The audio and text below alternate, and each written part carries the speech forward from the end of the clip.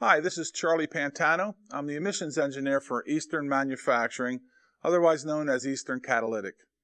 We'd like to talk about some of the installation procedures when installing the converter. You should check the converter for any loose debris. Typically, when converters go bad, they can either break or shatter and produce debris that may fall back further into the exhaust system, in particular getting caught inside the muffler or tight bends within the exhaust tubing itself.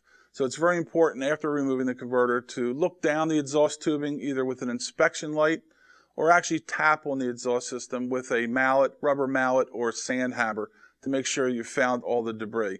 Once you're comfortable that that debris is gone, it's okay to install the new converter. Before that installation, though, it's always a good idea to lay both the old and new converter out on a bench and just compare them. Make sure you've got the right product, the O2 sensors are in the right location, and you've actually received the right part in your packaging. To install the converter back on the vehicle, it's basically a reverse order of how you took it off. Always use new hardware and new gaskets, and always replace any gasket that you've taken off further upstream from the converter, in addition to the ones that you're mounting just for the converter. Do not use any silicone products. Silicone will actually outgas and produce a product that hurts the O2 sensors. After the installation is complete, you should actually reset any engine trouble codes that you see. Start the vehicle up and idle it for a bit. Check for leaks by placing a rag over the exhaust. A wet rag is suitable. Or you could actually smoke test it if you're a garage and have a smoke machine. All those are acceptable ways to check for leaks. Allow the vehicle to cool down. And you also may need a few drive cycles of the vehicle before the engine check code actually goes away. I'd like you to look at the slide very closely. In addition to warming the vehicle up, some things do happen within the converter upon that first startup. It's very important to know that the matting used to hold the ceramic substrate in the converter is basically shipped in a cold state and has not been run or seen any high temperatures until you start that vehicle up for the first time.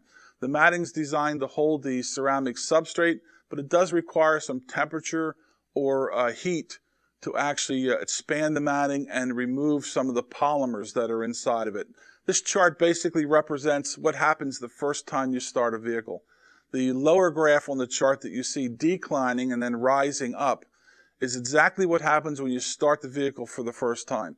The matting that holds the substrate is actually looser than when it's first installed at the factory. So at the very first startup for the vehicle, you actually lose some holding force during that warm-up time. What's important to know about this is that during that time, if the vehicle is actually driven or exposed to highway speeds, the matting is not holding the block as tightly as it should.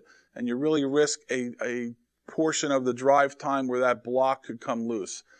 Once you've gotten that first cycle, the car's gotten up to operating temperature, the matting's expanded, and the upper part of the chart you can see what happens to the matting after that first drive cycle. So it's very important for installers and private installers to make sure they warm the vehicle up.